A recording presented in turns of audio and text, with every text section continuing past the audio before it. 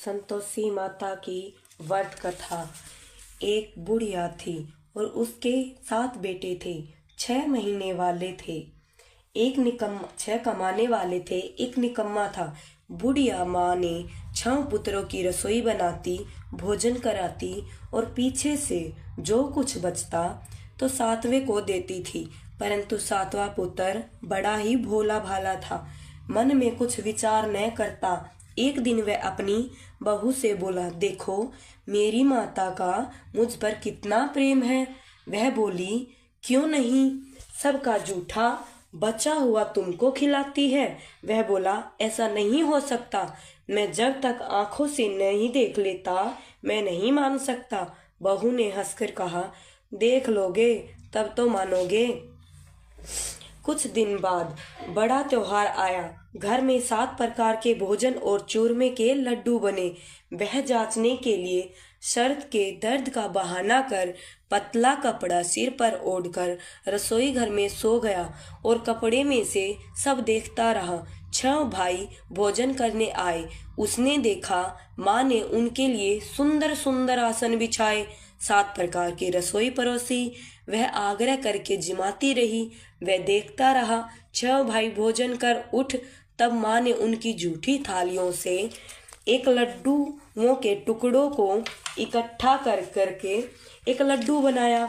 जूठन साफ कर बुढ़िया माई ने माँ पुकारा, उठ बेटा, 6 भाइयों ने भोजन कर लिया है, अब तू ही बाकी है, उठ भोजन कर ले। वह कहने लगा, माँ मुझे भोजन नहीं करना, मैं परदेश जा रहा हूँ। माता ने कहा, कल जाना हो तो आज ही जा। वह बोला, हाँ हाँ जा रहा हूँ। यह कहकर वह घर से निकल गया। चलते चलते समय बहू की याद आई। वह गौशाला में कंडे थाप रही थी। जाकर बोला, हम जावे परदेश को आवेंगे कुछ काल, तुम रहियो संतोष से धर्म आपना पाल। 2 निशानी आपनी देख धरूं मैं धीर, सुधी मत हमारी बिसारियो रखियो मन गंभीर। वह बोला, मेरे पास तो कुछ नहीं, यह अंगूठी है, सो ले लो और अपनी कुछ निशानी मुझे दो। वह बोली, मेरे पास क्या है, यह गोबर भरा हाथ। यह कहकर उसकी पीठ पर गोबर के हाथ की थाप मार दी और वह चल दिया। चलते चलते दूर देश में पहुंच गया। वहां पर एक साहूकार की दुकान थी। वहां जाकर बोला, सेठ जी मुझे नौकरी पर रख लो। साहूकार को जरूरत थी। साहूकार ने कहा, काम देखकर दाम मिलेंगे। साहूकार की नौकरी मिली।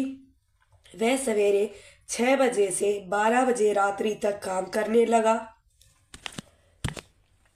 कुछ दिन में दुकान का लेन देन, हिसाब किताब, ग्राहकों को माल बेचना, सारा काम करने लगा। साहूकार के 6-10 नौकर थे। वे सब चक्कर खाने लगे। यह बहुत होशियार बन गया। सेठ जी ने भी काम देखा और 3 महीने में ही उसे मुनाफे का साझीदार बना लिया। 12 वर्ष में वह नामी सेठ बन गया और मालिक सारा कारोबार उस पर छोड़कर बाहर चला गया। इधर बहू पर क्या बीती सो सुनो। सास ससुर उसे दुख देने लगे। सारी गृहस्थी का काम कराकर उसे लकड़ी लेने जंगल में भेजते। इस बीच घर की रोटियों के आटे से जो भूसी निकलती उसकी रोटी बनाकर रख दी जाती और फूटे नारियल की नरेली में पानी दिया जाता। इस तरह दिन बीतते रहे। एक दिन वह लकड़ी लेने जा रही थी कि रास्ते में बहुत सारी स्त्रियां संतोषी माता का व्रत करती दिखाई दी। वहां वह खड़ी होकर कहने लगी, बहनों, यह तुम किस देवता का व्रत करती हो और इसके करने से क्या फल होता है? इस व्रत के करने की क्या विधि है? यदि तुम इस व्रत का विधान मुझे समझाकर कहोगी तो मैं तुम्हारा बड़ा एहसान मानूंगी। तब उनमें से एक स्त्री बोली, सुनो, ये संतोषी माता का व्रत है। इसके करने से निर्धनता, दरिद्रता का नाश होता है, लक्ष्मी आती है, मन की चिंताएं दूर होती हैं, घर में सुख होने से मन को प्रसन्नता और शांति मिलती है, निपुत्र को पुत्र मिलता है, प्रीतम बाहर गया हो तो शीघ्र आ जाता है, कुंवारी कन्याओं को मनपसंद वर मिलता है, राजद्वार में बहुत दिनों से मुकदमा चलता हो तो खत्म हो जाता है। कलह कलेश की निवृत्ति हो, सुख शांति हो, घर में धन जमा हो, पैसा जायदाद का लाभ होता है तथा और भी मन में जो कुछ कामना हो सब इस संतोषी माता की कृपा से पूरी हो जाती है, इसमें संदेह नहीं। वह पूछने लगी, यह व्रत कैसे किया जावे, यह भी बताओ तो बड़ी कृपा होगी। स्त्री कहने लगी, 1.25 आने का गुड़ चना लेना, इच्छा हो तो 5.25 आने का लेना या 1.25 रुपये का भी सहूलियत अनुसार लेना। बिना परेशानी, श्रद्धा और प्रेम से जितना भी बन सके सवाया लेना। 5.25 पैसे से 5.25 आने तक, इससे भी ज्यादा शक्ति और भक्ति अनुसार गुड़ और चने ले। हर शुक्रवार को निराहार रह कथा कहना सुनना, इसके बीच कर्म टूटे नहीं। लगातार नियम पालन करना। सुनने वाला कोई न मिले तो घी का दीपक जलाकर उसके आगे जल के पात्र को रख कथा कहना, परंतु नियम न टूटे। जब तक कार्य सिद्ध न हो नियम पालन करना और कार्य सिद्ध हो जाने पर व्रत का उद्यापन करना। 3 मास में माता पूरा फल प्रदान करती है। यदि किसी के खोटे ग्रह हो तो वो भी माता 1 वर्ष में अवश्य सिद्ध करती है। कार्य सिद्ध होने पर ही उद्यापन करना चाहिए, बीच में नहीं। उद्यापन में 2.5 सेर आटे का खाजा तथा इसी अनुसार से खीर तथा चने का साग करना। 8 लड़कों को भोजन कराना। जहाँ तक मिले देवर, जेठ, भाई, बंधु, कुटुंब के लड़के लेना। न मिले तो रिश्तेदारों और पड़ोसियों के लड़के बुलाना, उन्हें भोजन करा यथाशक्ति दक्षिणा दें। माता का नियम पूरा करना। उस दिन घर में कोई खटाई ना खावे। यह सुन बुढ़िया की बहू चल दी। रास्ते में लकड़ी के बोझ को बेच दिया और उन पैसों से गुड़ चना ले माता के व्रत की तैयारी कर आगे चली और सामने मंदिर देख पूछने लगी, यह मंदिर किसका है? यह कहने लगी, यह संतोषी माता का मंदिर है। यह सुन माता के मंदिर में जा माता के चरणों में लौटने लगी। विनती करने लगी, माँ मैं दीन हूँ, निपट मूर्ख हूँ, व्रत के नियम कुछ नहीं जानती, मैं बहुत दुखी हूँ। हे माता जगजननी, मेरा दुख दूर कर, मैं तेरी शरण में हूँ।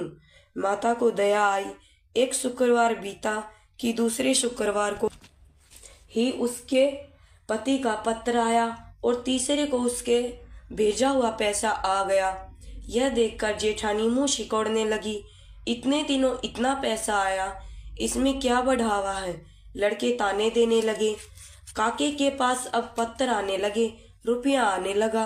अब तो काकी की खातिर बढ़ेगी, अब तो काकी बुलाने से भी नहीं बोलेगी। बेचारी सरलता से कहती, भैया पत्र आवे रुपया आवे तो हम सबके लिए अच्छा है। ऐसा कहकर आंखों में आंसू भरकर संतोषी माता के मंदिर में आ मातेश्वरी के चरणों में गिरकर रोने लगी। माँ, मैंने तुमसे पैसा नहीं मांगा, मैंने पैसे से क्या काम है, मुझे तो अपने सुहाग से काम है, मैं तो अपने स्वामी के दर्शन और सेवा मांगती हूँ। तब माता ने प्रसन्न होकर कहा, जा बेटी, तेरा स्वामी आएगा। यह सुन खुशी से बावली हो घर जाकर काम करने लगी। अब संतोषी माँ विचार करने लगी, इस भोली पुत्री से मैंने कह तो दिया कि तेरा पति आएगा, पर आएगा कहाँ से?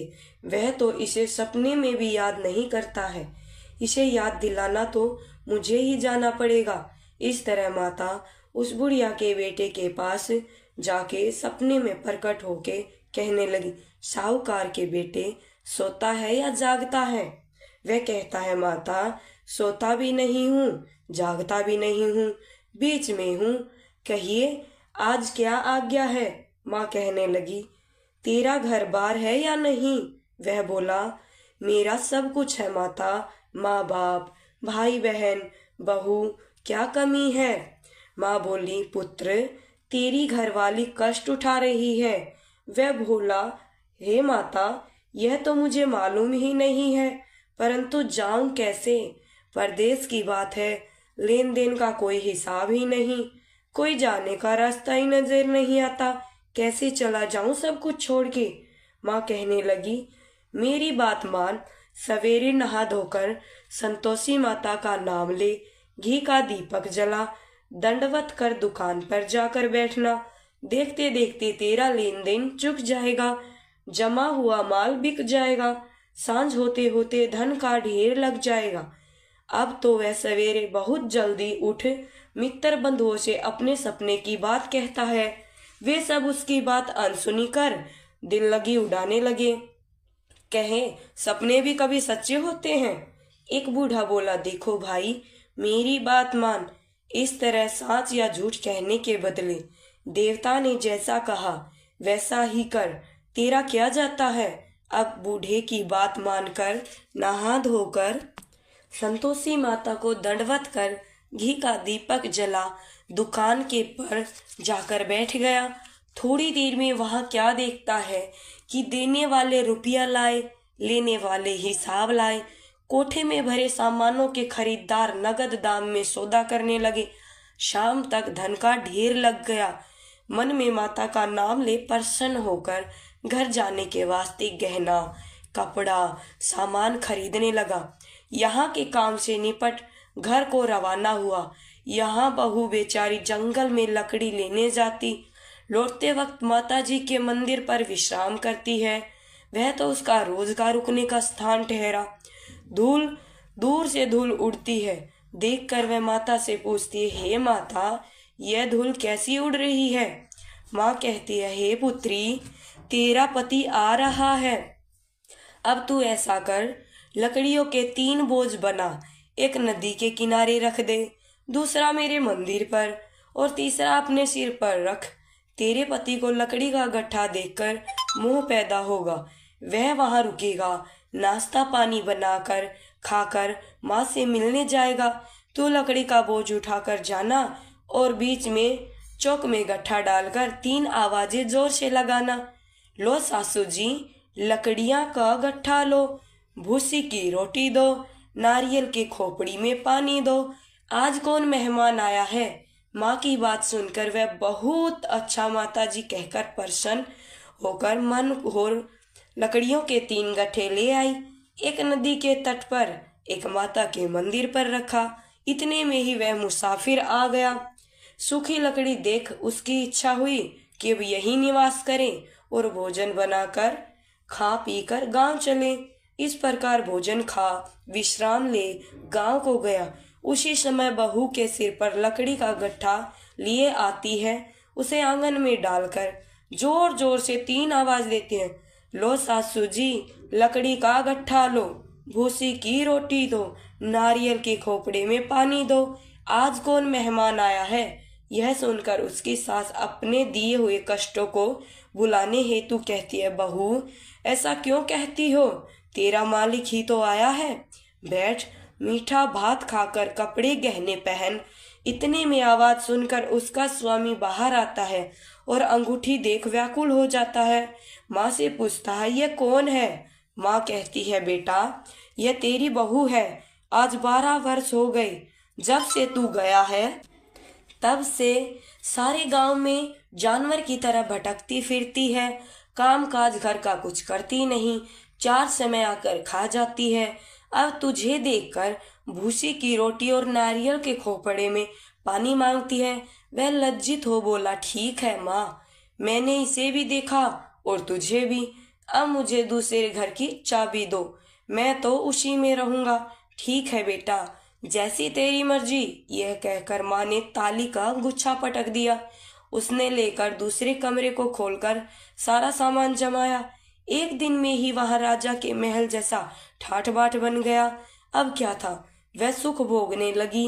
इतने में अगला शुक्रवार आया। उसने अपने पति से कहा, मुझे माता का उद्यापन करना है। उसका पति बोला, बहुत अच्छा, खुशी से कर ले। तुरंत ही वह उद्यापन की तैयारी करने लगी।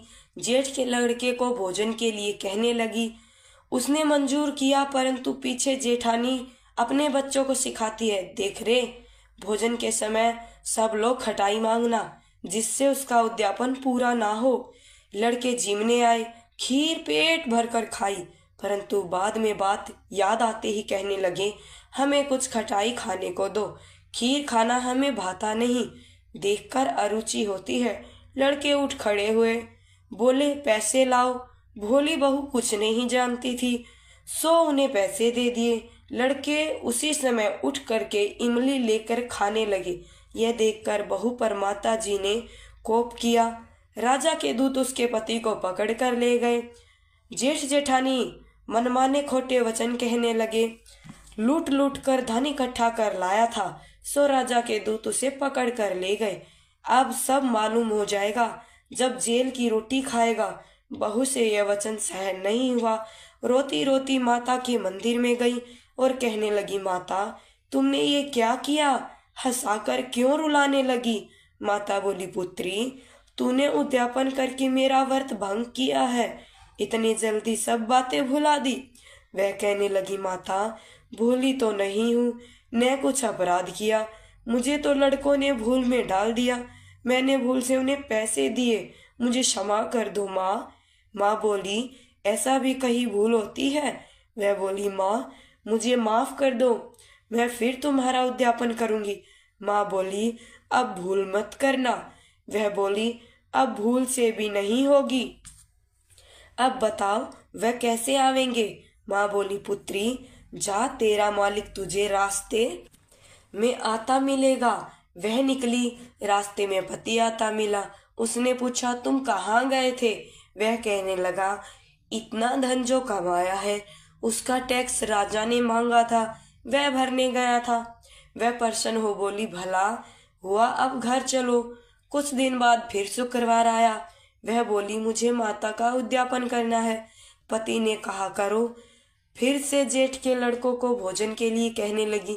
जेठानी एक दो बातें सुनाई और लड़के को सिखा दिया कि तुम पहले ही खटाई मांगना।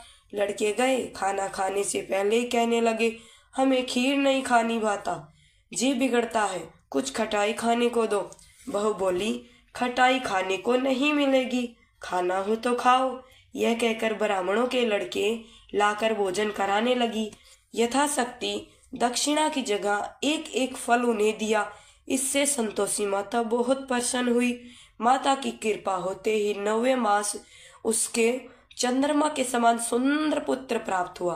पुत्र को लेकर प्रतिदिन माता जी के मंदिर को जाने लगी। माँ ने सोचा कि रोज आती है, आज क्यों ना मैं ही इसके घर चलूं, इसका आसरा देखूं तो सही। यह विचार कर माता ने भयानक रूप बनाया।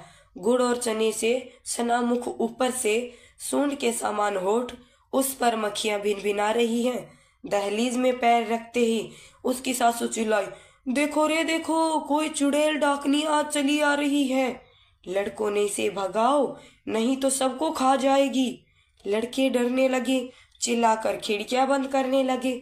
बहू रोशनदान से देख रही थी, प्रसन्नता से पगली होकर चिल्लाने लगी, आज मेरी माता मेरे घर आई है, आज मेरी माता मेरे घर आई है। यह कहकर बच्चों को दूध पिलाने से हटाती है। इतने में सास का क्रोध फूट पड़ा, मरी रांड, इसे देखकर कैसे उतावली हुई जो बच्चे को पटक दिया। इतने में माँ के प्रताप से जहां देखो वहां लड़के ही लड़के नजर आने लगे। बहू बोली, माँ जी मैं जिनका व्रत करती हूँ यह वही संतोषी माता है। इतना झटपट कहकर सारे घर के किवाड़ खोल दिए। सबने माता के चरण पकड़ लिए और विनती कर कहने लगी, हे माता हम मूर्ख हैं, हम अज्ञानी हैं, तुम्हारे व्रत की विधि हम नहीं जानते, तुम्हारा व्रत भंग कर हमने बड़ा अपराध किया है। हे माता आप हमारे अपराध को क्षमा करो। इस प्रकार माता बहुत प्रसन्न हुई। हे माता बहू को जैसा फल दिया है वैसा सबको दे। जो ये कथा सुने या पढ़े उसका मनोरथ पूर्ण हो। बोलो संतोषी माता की जय। ग्रंथ करोड़न में कहा है ये सब का सार, ब्रह्मा सत्य जग झूठ है, जीवन ही ब्रह्म निहार। जीवन से ही जीवित जगत, माता खेलत खेल, ब्रह्मा रूप पहचान लो, कटे जगत की जेल। जय संतोषी माता, संतोषी माता।